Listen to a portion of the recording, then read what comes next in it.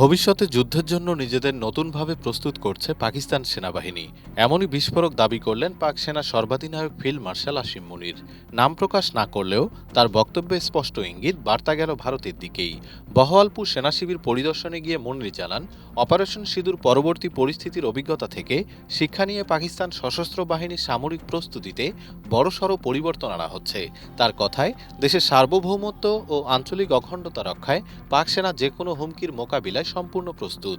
ভবিষ্যতের যুদ্ধ যে সম্পূর্ণ প্রযুক্তি নির্ভর হতে চলেছে সে কথাও স্পষ্ট করে দেন মুনির। তিনি বলেন, আগামী দিনে আধুনিক প্রযুক্তি ও কৌশলী যুদ্ধের মূল চালিকা শক্তি হবে, যা আক্রমণ ও প্রতিরক্ষার পদ্ধতিতে আমূল পরিবর্তন আনবে। সেই কারণেই দ্রুত গতিতে নতুন প্রযুক্তি গ্রহণ, উদ্ভাবন এবং স্বদেশীকরণের ওপর জোর দিচ্ছে পাকিস্তান সেনা।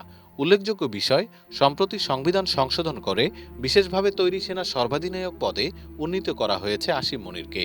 দায়িত্ব নেওয়ার পর প্রথম বক্তৃতাতেই তিনি কড়া বার্তা দিয়ে বলেন, পাকিস্তানের প্রতিক্রিয়া এবার হবে আরও দ্রুত এবং আরও কঠোর। এই বক্তব্য কি ভবিষ্যতের বড় সংঘাতের ইঙ্গিত? নজর রাখছে গোটা দক্ষিণ এশিয়া। ডেস্ক রিপোর্ট, বাংলাদেশ সময়।